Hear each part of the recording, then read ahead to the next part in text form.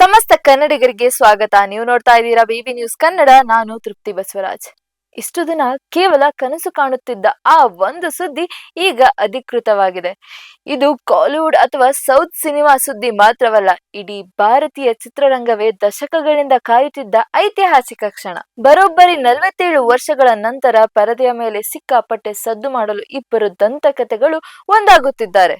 ಹೌದು, super star Rajinikanth ಮತ್ತು ಉಳಗ ನಾಯಕನ್ ಕಮಲ್ ಹಾಸನ್ ಈಗ ಒಂದೇ ಸ್ಕ್ರೀನ್ ಮೇಲೆ. ಫೆಬ್ರವರಿ 21ರಂದು ಬಿಡುಗಡೆಯಾದ ಆ ಒಂದು ಪ್ರೋಮೋ ಇಡೀ ಇಂಟರ್ನೆಟ್ ಅನ್ನೇ ಶಾಕ್ ಮಾಡುತ್ತಿದೆ. ಬನ್ನಿ ಇದರ ಕಂಪ್ಲೀಟ್ ಡೀಟೇಲ್ಸ್ ನೋಡೋಣ. ರೆಡ್ ಜೈಂಟ್ ಮೂವೀಸ್ ನಿರ್ಮಾಣದಲ್ಲಿ ತಯಾರಾಗುತ್ತಿರುವ ಈ ಚಿತ್ರಕ್ಕೆ ತಾತ್ಕಾಲಿಕವಾಗಿ #KH*RK ಎಂಬ ಹೆಸರಿಡಲಾಗಿದೆ. ಜೈಲರ್ ಖ್ಯಾತಿಯ ನಿರ್ದೇಶಕ ನೆಲ್ಸನ್ ದಿಲೀಪ್ ಕುಮಾರ್ ಈ ಮೆಗಾ ಪ್ರಾಜೆಕ್ಟ್ ನ ಕ್ಯಾಪ್ಟನ್. ಅಂದಹಾಗೆ ಈ ಪ್ರೋಮೋ ರಿಲೀಸ್ ಆದ ಸಮಯ ಕೂಡ ಬಹಳ ಸ್ಪೆಷಲ್. ರಜನಿಕಾಂತ್ ಅವರ ಬರ್ಡೇ 12 ಮತ್ತು ಕಮಲ್ ಅವರದು 7ನೇ ತಾರೀಕು.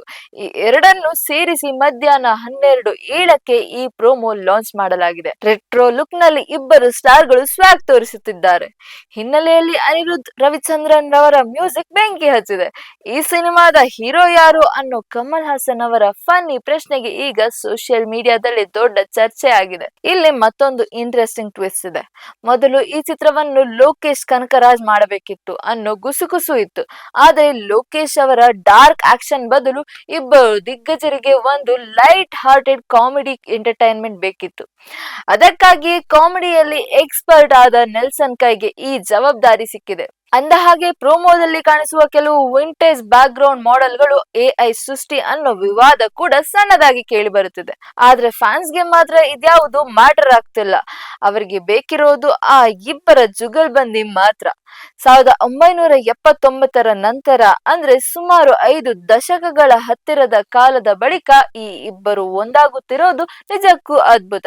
ಕಮಲ್ ಹಾಸನ್ ಅವರು ಹೇಳಿದಂತೆ ಅರ್ಧ ಬಿಸ್ಕೆಟ್ ಹಂಚಿಕೊಂಡು ಖುಷಿ ಪಡುವ ಕಾಲ ಮತ್ತೆ ಬಂದಿದೆ. ಇದು ಕೇವಲ ಸಿನಿಮಾ ಅಲ್ಲ, ಒಂದು ಎಮೋಷನ್.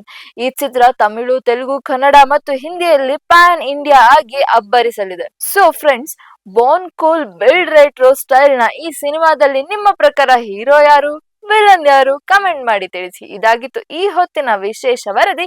ಸಮಗ್ರ ಸುದ್ದಿಗಳಿಗಾಗಿ ಸದಾ ಗಮನಿಸಿ ಬಿಬಿ ನ್ಯೂಸ್ ಕನ್ನಡ. ಇದು ಕನ್ನಡಿಗರ ಪ್ರತಿಧ್ವನಿ.